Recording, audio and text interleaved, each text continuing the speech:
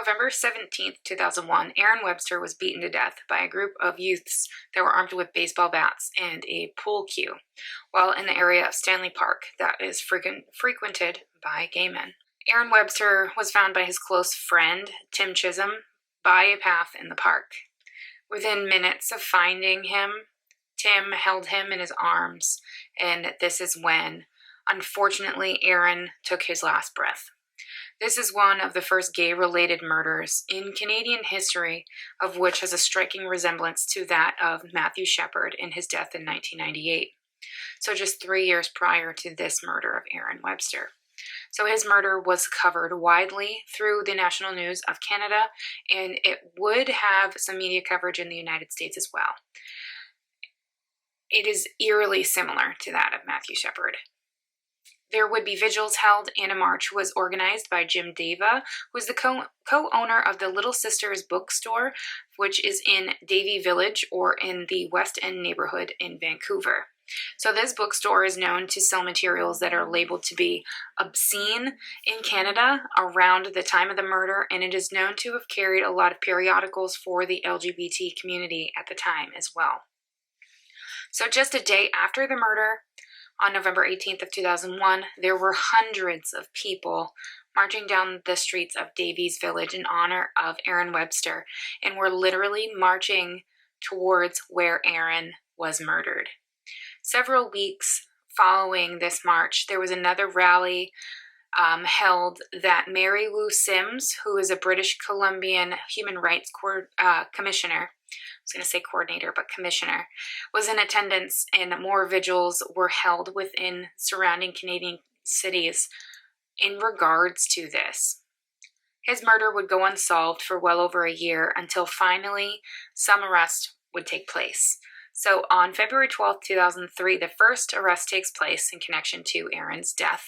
This youth was not named due to the Youth Criminal Justice Act because he was only 17 at the time of the crime.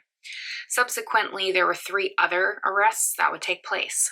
Ryan Cran and Danny Rayo were charged as adults, and the third was charged as a youth due to the Youth Criminal Justice Act. This crime was investigated as gay-bashing death, just like that of Charlie Howard's death in Maine. Although for some reason, the prosecutor chose not to handle this as a hate crime and instead treated it as manslaughter. So due to laws, it would be harder to prove that this is a hate-related crime, and they chose the easier way out.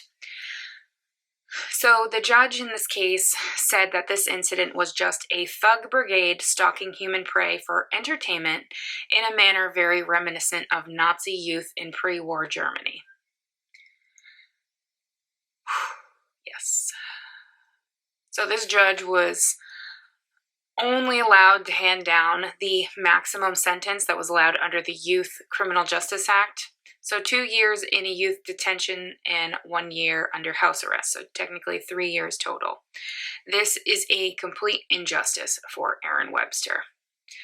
So that was for the 2 that were not named, that were protected under the Youth Justice Act, they got the 3-year sentences. Ryan Cran was convicted of manslaughter in this case in 2004. He was released on parole in 2009 after only serving 4 years out of his 6-year sentence, which is crazy, absolutely crazy. So it does say that 2 of them were sentenced to 3 years, which is the ones I was talking about, and the 4th assailant was acquitted. It is an absolute injustice for the death of Aaron Webster. And this crime in particular is something we can really look back towards and hopefully build a better system when it comes to handling gay bashing, LGBTQIA plus crimes against that community.